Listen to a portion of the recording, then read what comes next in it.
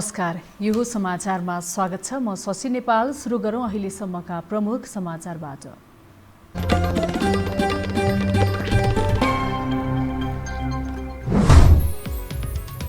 निर्वाचनका लागि सरकारमा सहभागी हुन सबै दललाई प्रधानमन्त्री ओलीको आग्रह।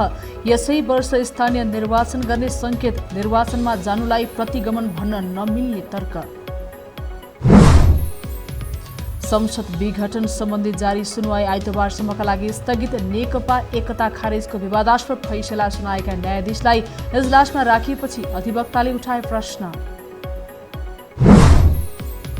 निषेधाज्ञा जारी भएको महिना दिनपछि घट्न थाल्यो संक्रमण र मृत्युदर। आज थप 96 जनाको मृत्यु।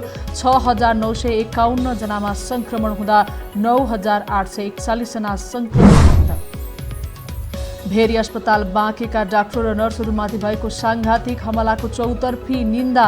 3 जना विरुद्ध किटानी जाहेरी। सुरक्षाको ग्यारेन्टी गर्न सरकारसँग स्वास्थ्य कर्मीको माग। र नेपालले उच्च वरीयताको टिम इराक विरुद्ध मैत्रीपूर्ण खेल खेल्दै 3 खेल गुमाएको नेपाल जितको खोजीमा। 6 नयाँ खेलाडीले नतिजा उल्ट्याउने प्रशिक्षकको विश्वास।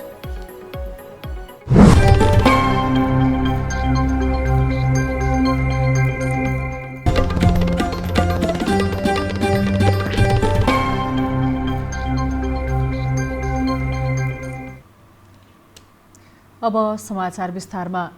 नेकपा एमाले जस्तै जनता समाजवादी पार्टी पनि फुटको संघारमा छ। पार्टीमा दुवै पक्ष एक अर्का विरुद्ध उत्रिँदा विभाजन अनिवार्य बनेको छ। 2 खेमामा विभाजित जसपा प्रधानमन्त्री केपी शर्मा ओली आफ्नो स्वार्थ अनुसार खेलिरहेका छन्। एक रिपोर्ट। सत्तारूढ दल नेकपा एमालेको जुन हविगत छ, विपक्षी दल जनता समाजवादी पार्टी जसपाको पनि अवस्था उस्तै छ। प्रधानमन्त्री समेत रहेका एमाले अध्यक्ष केपी शर्मा ओलीको एकाधिकारले एमाले विभाजनको अन्तिम कसरतमा रहेका बेला जसपा भित्र पनि ओली नै हाबी हुँदा नेताहरू फुटको अन्तिम चरणमा छन्। जसपाका अध्यक्ष महन्त ठाकुर र संसदीय दलका नेता राजेन्द्र महतोले प्रधानमन्त्री ओलीलाई तनमन दिएर सत्तामा टिकिरहने मेसो मिलाइदिएका छन्। यसको बदलामा ठाकुर महतोले नागरिकता सम्बन्धी अध्यादेश उपहार पाएका छन् भने सरकारको स्वाद लिने तयारीमा छन्।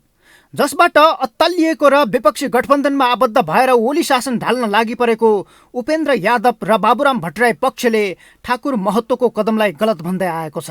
यही कारण दुवै पक्षले एकअर्का बीच स्पष्टीकरण युद्ध नै चलाएका छन्। तर ठाकुर महतो पक्षले भने पार्टीको प्रथम अध्यक्ष महन्त ठाकुर नै भएकाले अर्का अध्यक्ष उपेन्द्र यादवसँग स्पष्टीकरण सोध्ने हैसियत नभएको बताइरहेको छ। फुट चाहिँ जहाँनिर तपाईँ जनताको एजेन्डालाई तपाईँ अगुवाई गर्न सक्नुहुन्न भने त्यो पार्टीमा बसेर के अर्थ भयो, अथवा त्यो साथीभाइसँग सहकार्य गरेर के अर्थ हुन्छ?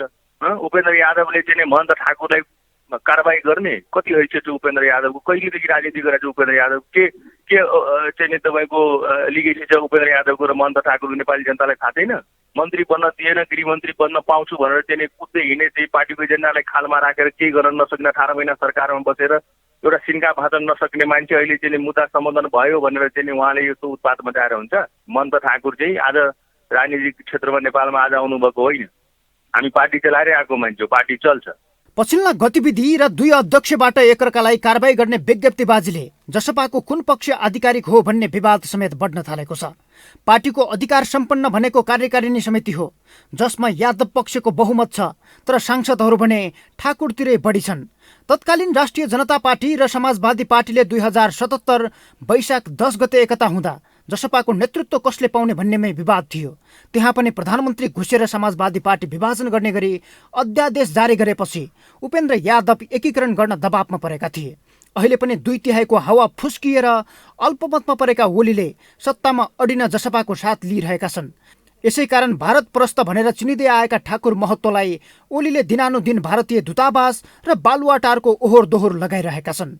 विगतमा नाजायज भनेर पन्छ्याउँदै आएको नागरिकता अध्यादेश र मधेस आन्दोलनका मुद्दालाई सम्बोधन मात्रै होइन, ओलीले राजेन्द्र महतोलाई गृहमन्त्री बनाएर अघि जान खोजेको चर्चा पनि उत्तिकै छ। विभिन्न काण्डहरूमा विभिन्न मुद्दाहरूमा फसेका कार्यकर्ताहरू छुटाउने उहाँको पहिलो प्राथमिकता छ र त्यो कुरोलाई कन्सोलिडेट नगरिकन जसपाको साँच्चै भन्ने भने शक्तिमा त छाइ हुन्छ नि त। त्यस्ता त्यस्ता मरेर त्यागी नेताहरू अहिले जेलमा भएको कुरा छोड्ने कुरा त प्राथमिकता पर्नुपर्ने। उपेन्द्र यादवजी हिजो केपी शर्मा ओलीमा उप प्रधानमन्त्री खान्थे, फेरि गएर अब सायद शेरबहादेवको या कसैको सरकारमा फेरि अर्को उप प्रधानमन्त्री खाने होला। के पद खाँदै नि हो भने कार्यकर्ता विचल्ली भएको स्थिति कसले सम्हाल्ने त नि? त्यसो भन्दा मैले त त्यो मूल्याङ्कन गर्छु। जेठ 4 मा अध्यक्ष द्वय ठाकुर र यादव बीच जारी संयुक्त विज्ञप्तिले जसपा फुटबाट जोगिने आधार तय भएको थियो। तर जब संविधानको धारा 76(5) अनुसार सरकार बनाउने प्रक्रिया अघि बढ्यो, ठाकुर र यादवको समझदारी भत्कियो। ठाकुर प्रधानमन्त्री ओलीकै कित्तामा धकेलिए भने यादव विपक्षी गठबन्धनमा जोडिए। अहिले दुवै पक्षले एकअर्कालाई सहमति तोडेको आरोप लगाइरहेका छन्। मुद्दाका लागि ओलीसँग नजिक भएको बताउने ठाकुर महत्त्वले चाहेको भए सरकार बन्ने सम्भावना थियो।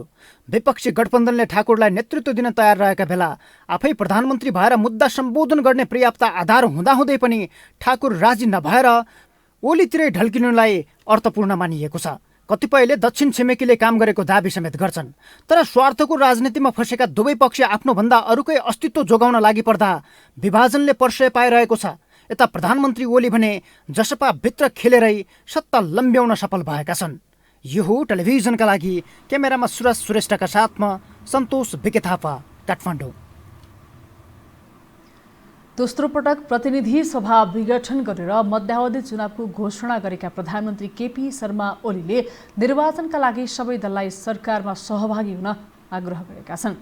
आज देशवासीका नाममा सम्बोधन गर्दै प्रधानमन्त्री ओलीले निर्वाचनमा जानुलाई प्रतिगमन भन्न नमिल्ने भन्दै ताजा जनादेशलाई अस्वीकार नगर्न समेत आग्रह गरे। एक रिपोर्ट।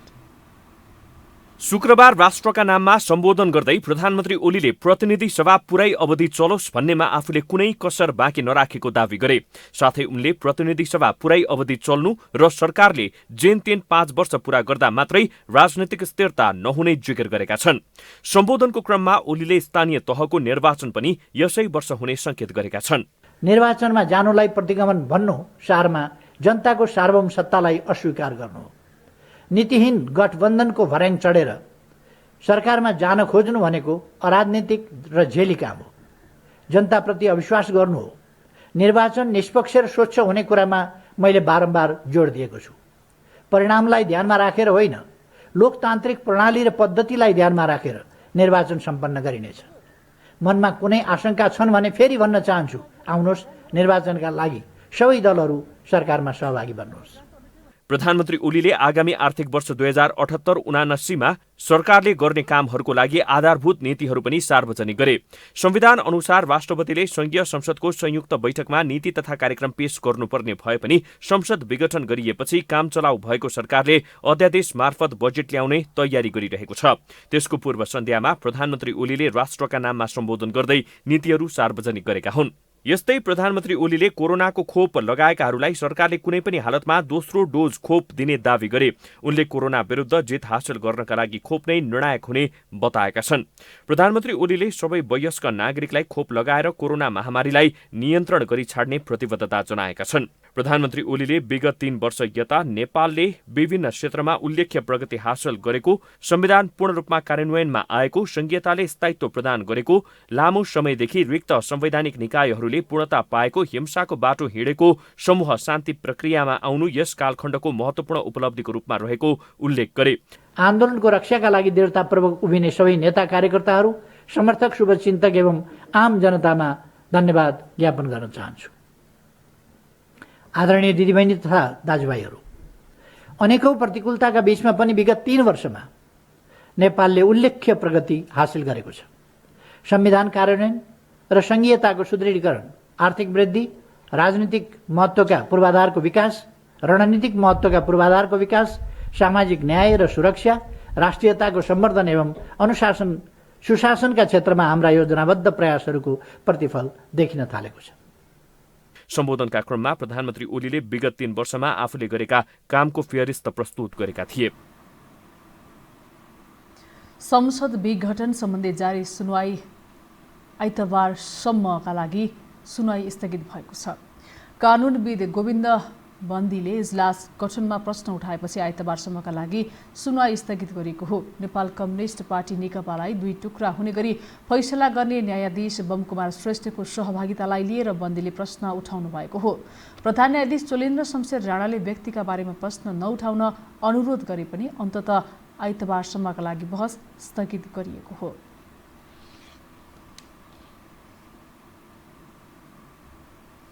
सर्वोच्च अदालतको 4 पूर्व प्रधान न्यायाधीश मीन बहादुर रायमाझी, अनुपराज शर्मा, कल्याण श्रेष्ठ र सुशीला कार्कीले संविधान नै समाप्त हुने खतरा बढेको औल्याएका छन्। संविधानको धारा 76 को प्रयोगको सम्बन्धमा हाल भएका अभ्यासहरू संविधानको अक्षर र भावना एवं प्रजातन्त्रको मूल मर्म प्रतिकूल भई विपरीत दिशातर्फ संविधान कार्यान्वयन अगाडि बढेको औल्याएका हुन्। यसले देशले धान्न नसक्ने अस्थिरता र राजनैतिक द्वन्द्वको नयाँ श्रृङ्खला सुरु हुन सक्ने बताउँदै यथाशीघ्र रोक्नुपर्ने आवश्यकता पनि बोध गरिएको छ। अदालतबाट संविधानको धारा 76 को अधीनमा रही प्रतिनिधि सभाबाट सरकार गठन हुन सक्ने सम्भावना रहेसम्म प्रतिनिधि सभा विघटन गर्न नमिल्ने सिद्धान्त स्पष्ट रूपमा प्रतिपादन भइसकेको उनीहरूले बताएका छन्।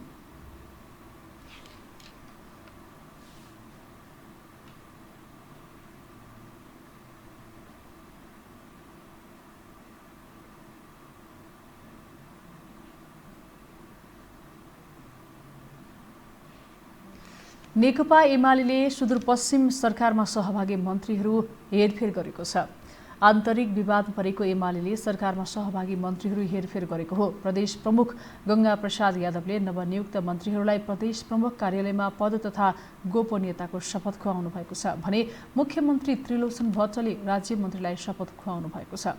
सामाजिक विकास मन्त्रीमा लालबहादुर खड्का, भौतिक पूर्वाधार विकास मन्त्रीमा दीर्घ सोडारी, उद्योग, पर्यटन, वन तथा वातावरणमा मानबहादुर धामी, आर्थिक मामिला तथा योजना मन्त्रीमा प्रकाश बहादुर शाह र आन्तरिक मामिला तथा कानून मन्त्रीमा पूर्ण जोशीले शपथ लिनु भएको हो। यस्तै चुनकुमारी चौधरी, अर्चना गहतराज, मानबहादुर सुनार, मना साउदले राज्य मन्त्रीमा शपथ ग्रहण गर्नुभएको छ।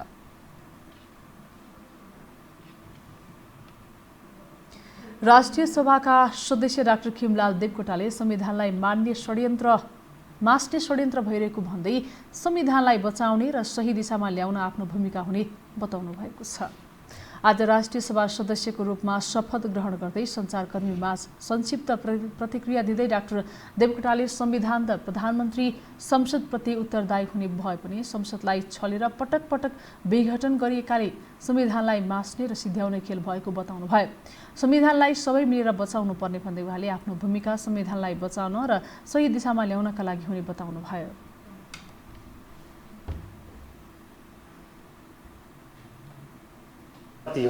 र संविधानको धारा 76 को उपधारा 10 ले के भन्छ भने प्रधानमन्त्रीको जवाफदेहिता भनेको संसदप्रति हो हैन, मन्त्रीहरूको जवाफदेहिता पनि संसदप्रति हो। त्यसकारण संसदप्रति जुन उत्तरदायित्व हुनुपर्ने, जवाफदेहिता हुने, त्यसकारण संसदलाई छलेर पटक पटक प्रतिनिधि सभा विघटन गर्ने जुन काम भएको छ यो संविधान भन्दा हैन, संविधानलाई मास्ने, संविधान सिध्याउने, संविधान च्यात्ने खालको जुन खेल भएको छ अहिले हामी सबै मिलेर संविधानलाई बचाउने, संविधानलाई राइट ट्र्याकमा ल्याउने हो। यसैमा अहिले त्यसैमा मेरो आफ्नो भूमिका हुन्छ। डाक्टर देवकोटाले सर्वोच्च अदालतले प्रतिनिधि सभा पुनः स्थापना गर्ने विश्वास व्यक्त गर्नुभयो।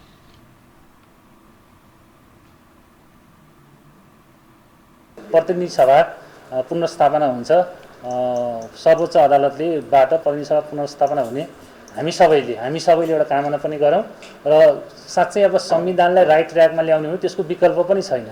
संविधानको धारा 76 का अब 1 देखि लिएर हैन 7 सम्मका छन् हैन। अब धारा 76 को उपधारा 1 बहुमतको सरकार, 2 को 2 वा 2 भन्दा बढी दलको सरकार भयो, 3 मा चाहिँ सबभन्दा ठुलो दलको सरकार भयो।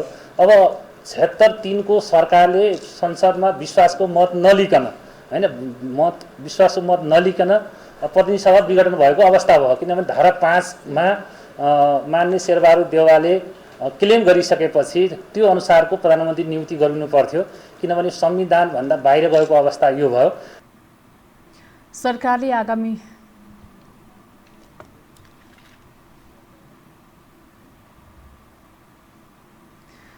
आगामी जेठ 18 गतेबाट चीन, कतार र टर्कीमा हवाई उडान सुरु गर्ने भएको छ। संस्कृति, पर्यटन तथा नागरिक उड्डयन मन्त्री भानुभक्त ढकालले मन्त्री परिषदको बैठकले चीन, कतार र टर्कीका लागि हप्तामा 1 दिन हवाई उडान सञ्चालन गर्न दिने निर्णय गरेको जानकारी दिनुभयो। मन्त्री ढकालले अत्यावश्यक भएका यात्रुको समस्या समाधानका लागि उडान सुरु गर्ने निर्णय भएको जानकारी दिनुभयो।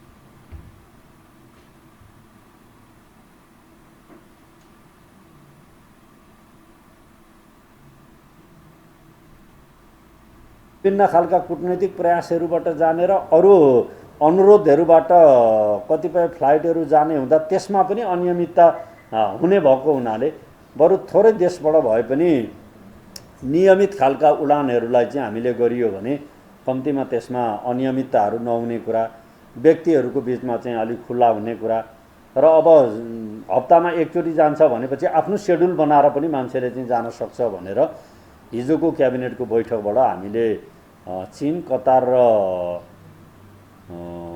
टर्कीको निम्ति चाहिँ 3वटा उसमा हप्तामा एकचोटि नियमित फ्लाइट गर्ने भन्ने कुरालाई हामीले संस्थागत रूपमा त्यो निर्णय गरेका छौँ। त्यसो भएपछि यसलाई व्यवस्थित गर्ने कुरा। मन्त्री ढकालका अनुसार ती मुलुकबाट नेपाल आउने यात्रुले कोभिड-19 संक्रमण विरुद्धका 2 खोप लगाएको भए होम क्वारेन्टिनमा बस्नुपर्ने, एक मात्रै खोप लगाएको व्यक्ति होटलमा 3 दिन क्वारेन्टिनमा बस्नुपर्ने, 72 घण्टाको PCR नेगेटिभ रिपोर्ट लिएर आएका यात्रु 10 दिन अनिवार्य होटल क्वारेन्टिनमा बस्नुपर्नेछ। 2 डोज नै खोप लगाएर आएको व्यक्ति छ, त्यो प्रमाण लिएर आएको छ भने ऊ होम क्वारेन्टाइनमा बस्न सक्छ। एउटा खोप लगाएको अर्को अवधि नपुगेको व्यक्ति छ भने ऊ आएर होटलमा 3 दिन क्वारेन्टाइन बस्छ। 3 दिनपछि PCR टेस्ट गराउँदा रिपोर्ट जे आउँछ त्यो पछि ऊ त्यही ढङ्गले जान्छ। 72 घण्टाको PCR नेगेटिभ भएको रिपोर्ट लिएर आयो तर खोप लगाएको व्यक्ति छैन भने ऊ 10 दिन अनिवार्य होटल क्वारेन्टाइनमा बस्ने खालको कुरा पछिको परीक्षणमा जे परिणाम आउँछ नेगेटिभ भए जाने कुरा, पोजिटिभ आयो भने त्यसको रुल अन्तर्गत फलोअप गर्ने गरी हामीले चाहिँ यो खालको व्यवस्थापन गरेका छौँ।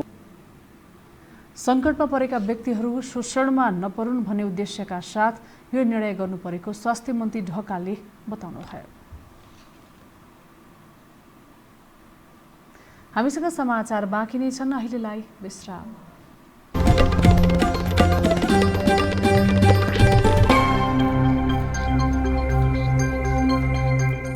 विश्रामपछि स्वागत छ। अब बाँकी समाचार। पछिल्लो 24 घण्टामा नेपालमा थप 9,841 जना कोरोना संक्रमण मुक्त भएका छन्। एकै दिन संक्रमण मुक्त हुने यो संख्या अहिलेसम्मको उच्च हो। स्वास्थ्य तथा जनसङ्ख्या मन्त्रालयका अनुसार यो अवधिमा 6,951 जनामा संक्रमण पुष्टि भएको छ। यसरी नेपालमा कोरोना भाइरस संक्रमितको कुल संख्या 5,49,111 पुगेको छ। त्यसैगरी आज थप 96 जना संक्रमितको मृत्यु भएको छ। नेपालमा सक्रिय कोरोना संक्रमितको संख्या 1,13,394 रहेको छ।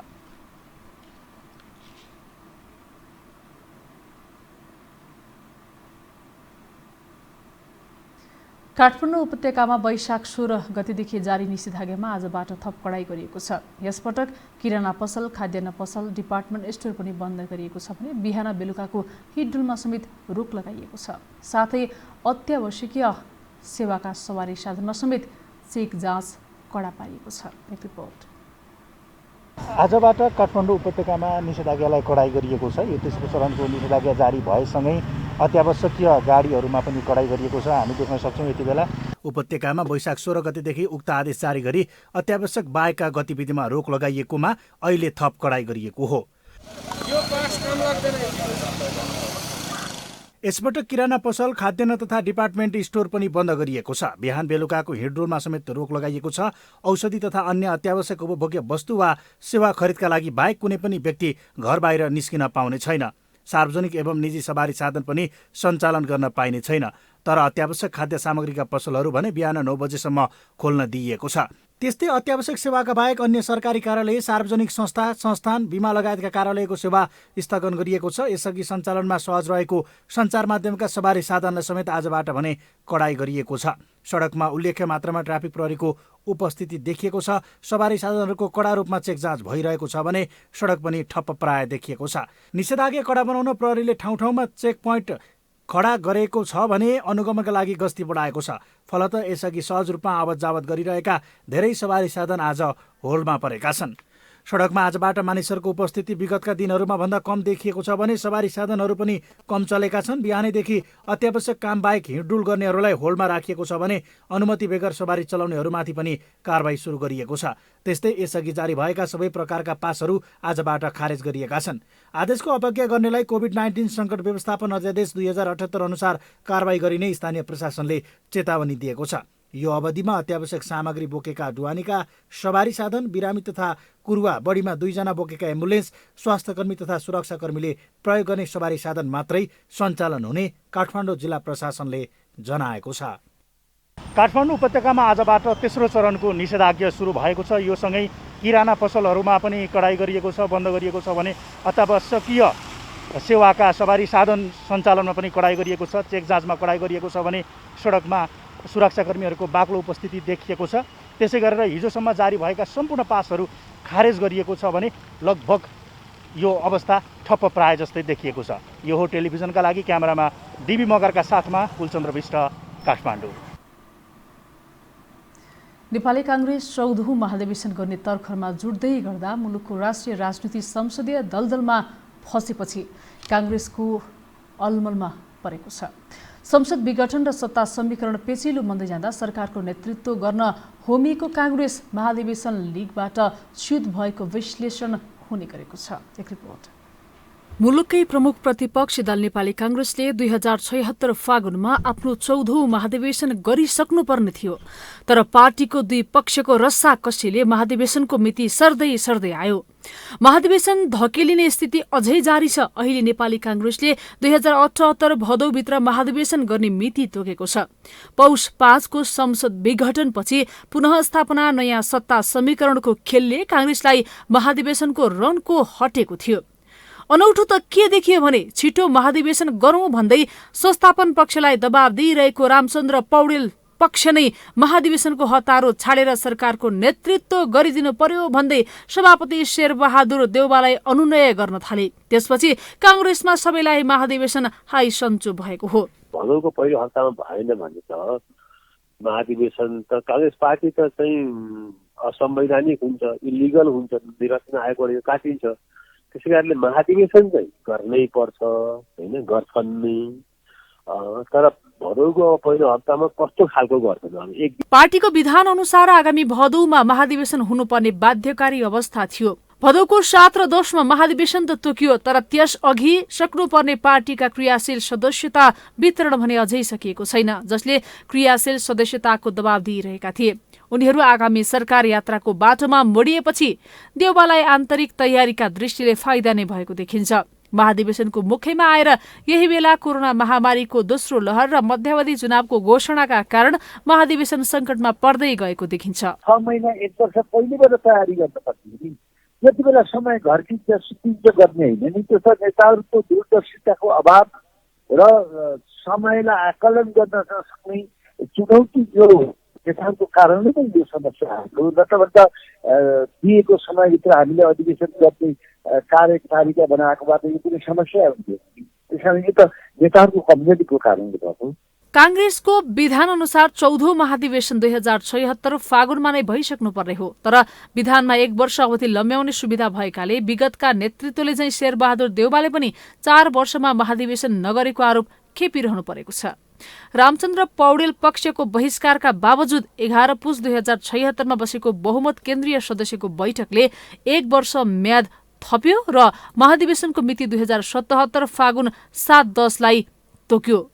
केन्द्रीय कार्य समितिले पास गरेको महाधिवेशन कार्यतालिका अनुसार असार 20 गते वडा, 22 गते गाउँ तथा नगर, 25 गते प्रदेशसभा क्षेत्र र 27 गते प्रतिनिधि सभा क्षेत्र र एक मात्र प्रतिनिधि सभा निर्वाचन क्षेत्र भएको जिल्लाको अधिवेशन गर्नुपर्छ।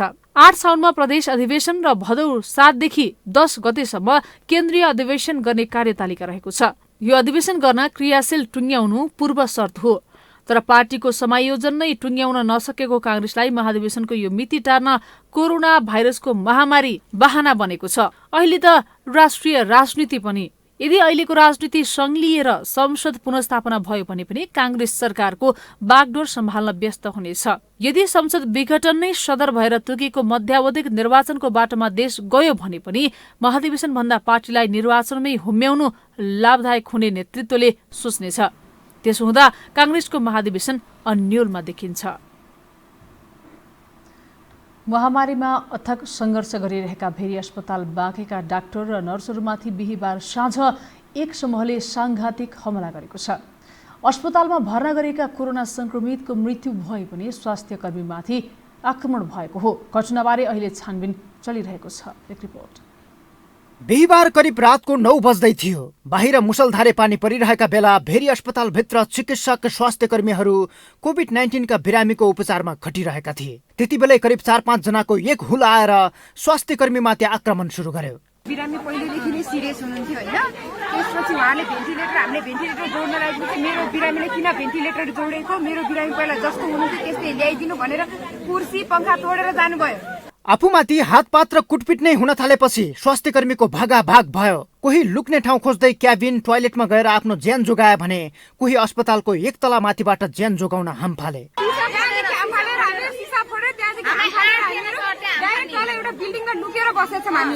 कोरोना संक्रमण भएर आइसियूमा उपचार गराइरहेका बिरामीको मृत्युपछि आफन्तले डाक्टर तथा नर्समाथि कुटपिट र हातपात गरेका थिए।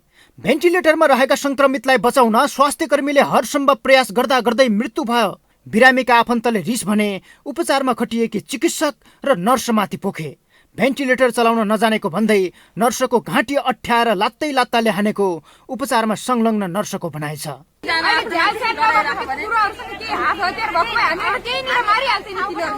आक्रमणपछि स्वास्थ्य कर्मी तितर बितर हुँदा अन्य 2 जना व्यक्तिले समेत ज्यान गुमाएका छन्।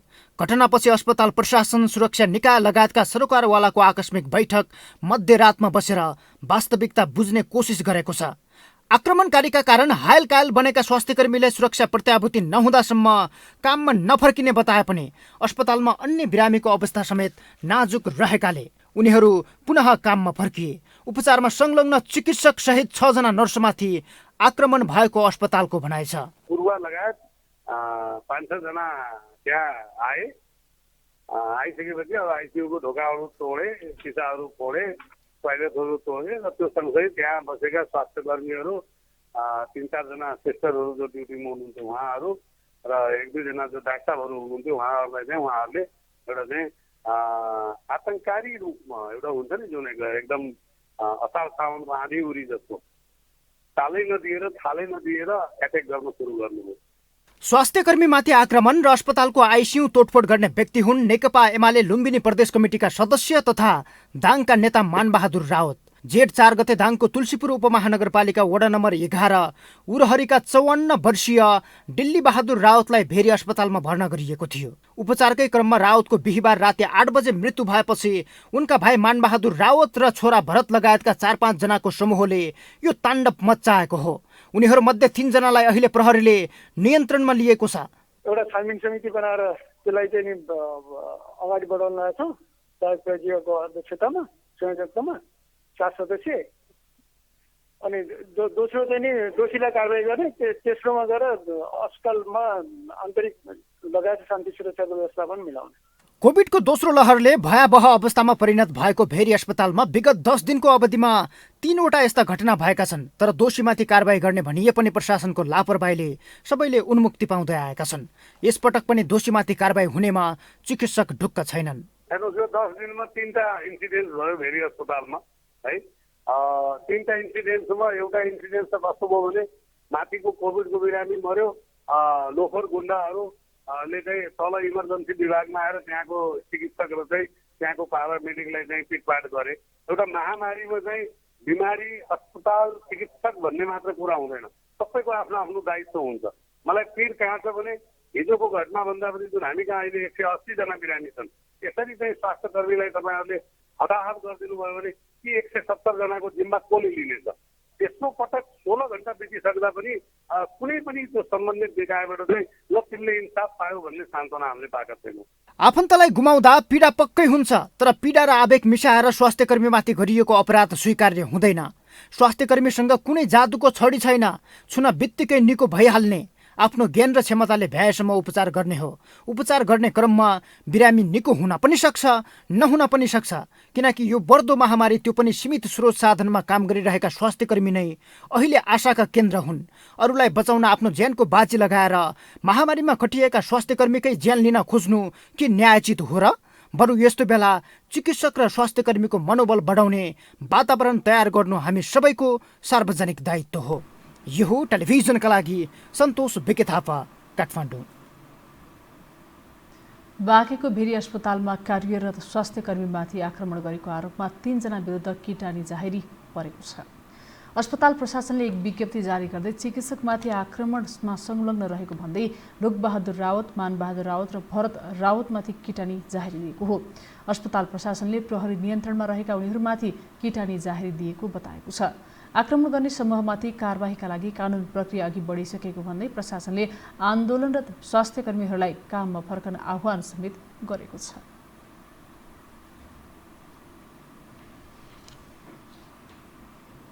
मौसम पूर्वानुमान महाशाखाले यास चक्रवातले नेपालमा उच्च भारी वर्षा गराउन सक्ने भएकाले सतर्क रहन आग्रह गरेको छ। चक्रवात भारतको पूर्वी क्षेत्र ओडिसा र पश्चिम बङ्गालमा अवतरण भएसँगै पश्चिमोत्तरबाट पश्चिम सर्ने क्रममा कमजोर हुँदै न्यूनचापीय क्षेत्रहरूमा विकास भएकाले यसको प्रभाव नेपालमा परेको हो। चक्रवातबाट विकास भएको गहन न्यूनचापीय रेखा नेपालको पूर्वी भूभाग हुँदै भित्रिएकाले बिहिबारदेखि नै विभिन्न क्षेत्रमा उच्च हुरी बतासँगै वर्षा गराएको छ। यो क्रम आगामी शनिबार दिउँसोसम्म कायम रहने जल तथा मौसम विज्ञान विभाग मौसम पूर्वानुमान महाशाखाले जानकारी दिएको छ।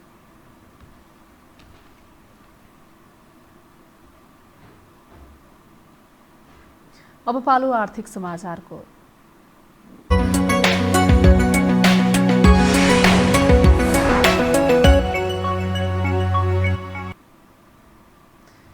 नेपालको आर्थिक वृद्धि दर 2.12% ऋणात्मक अवस्थामा पुगेको छ। पछिल्लो 2 दशकमै पहिलो पटक नेपालको आर्थिक वृद्धि दर 2.12% ऋणात्मक अवस्थामा पुगेको हो। आज सार्वजनिक आर्थिक सर्वेक्षण 2078मा 2071-72 को महाभूकम्पबाट सृजित आर्थिक क्षतिभन्दा पनि यो उच्च भएको जनाइएको छ।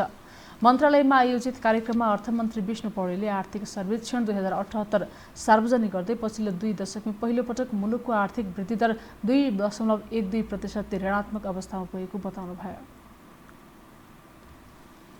आर्थिक वृद्धि दर पछिल्लो 2 दशकमै पहिलो पटक 2.12% ऋणात्मक रहेको छ। स्वास्थ्य सङ्कटको अवस्थामा क्रमशः सुधार आउने अपेक्षासहित नेपालको आर्थिक वृद्धि दर चालू आर्थिक वर्षमा 4.01% रहने अनुमान गरिएकोमा चालू आर्थिक वर्षको तेस्रो चौमासिकबाट तीव्र गतिले फैलिरहेको कोभिड-19 को दोस्रो लहरको कारणले अनुमानित आर्थिक वृद्धि दर हासिल गर्ने कार्य चुनौतीपूर्ण छ। आर्थिक सर्वेक्षण 2078मा चालू आर्थिक वर्षमा प्रति व्यक्ति कुल गृहस्थ उत्पादनमा 5.8% वृद्धि भई अमेरिकी डलर 1191 पुगेको अनुमान गरिएको छ। त्यसैगरी प्रति व्यक्ति कुल राष्ट्रिय आयमा 5% वृद्धि भई अमेरिकी डलर 1196 पुगेको अनुमान गरिएको छ। हामीसँग अन्तर्राष्ट्रिय र खेल समाचार बाँकी नै छन्। अहिलेलाई विश्राम।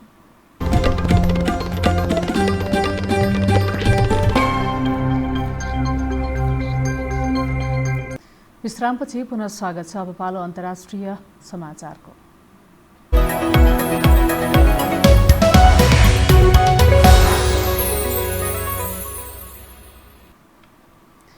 मध्य पूर्वको द्वन्द्वग्रस्त मुलुक सिरियामा बशर अल असद चौथो पटक राष्ट्रपतिमा चुनिएका छन्। गत बुधबार भएको राष्ट्रपतीय निर्वाचनमा असदले 95.1% मत ल्याएको त्यहाँको निर्वाचन आयोगले जनाएको छ। यो जितसँगै 55 वर्षीय असदलाई थप 7 वर्ष सिरियामा शासन गर्ने बाटो खुलेको छ। अब असद परिवारले झन्डै 6 दशक सिरियामा शासन गर्ने पक्का भएको छ। बुधबारको चुनावमा कुल मतदाताको 78% मत खसेको बताइएको छ। असदका विपक्षी र अन्तर्राष्ट्रिय समुदायले पनि चुनावमा व्यापक धाँधली भएको आरोप लगाएका छन्। अब पालो खेल समाचारको।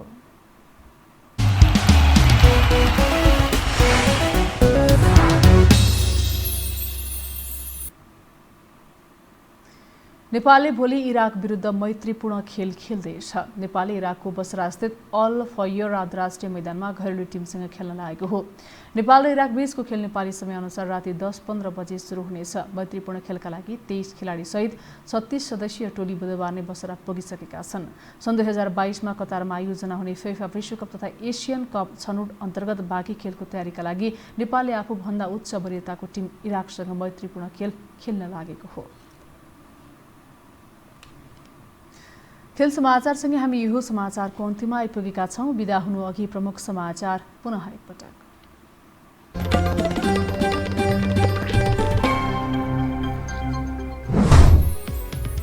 निर्वाचनका लागि सरकारमा सहभागी हुन सबै दललाई प्रधानमन्त्री ओलीको आग्रह। यसै वर्ष स्थानीय निर्वाचन गर्ने सङ्केत। निर्वाचनमा जानुलाई प्रतिगमन भन्न नमिल्ने तर्क।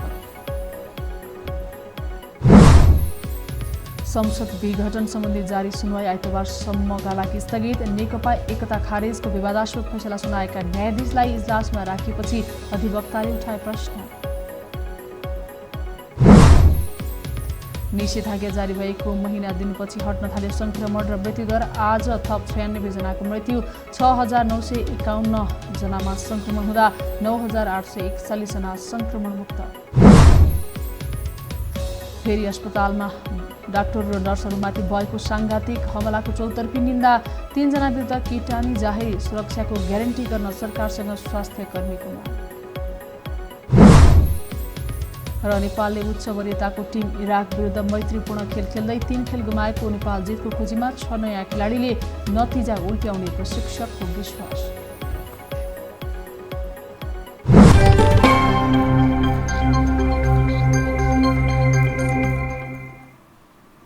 हवस् त यो समाचार सकियो। समाचार बुलेटिनका साथै यो टेलिभिजनका सम्पूर्ण कार्यक्रम यो टेलिभिजन.com, यो खबर.com, युट्युब र फेसबुकमा पनि पढ्न र हेर्न सक्नुहुनेछ। मोबाइलमा यो टिभी एप डाउनलोड गरी हामीलाई प्रत्यक्ष हेर्न सक्नुहुनेछ। तथ्यसहितको निष्पक्ष समाचारका लागि हेर्दै रहनुहोला यो टेलिभिजन। नमस्कार।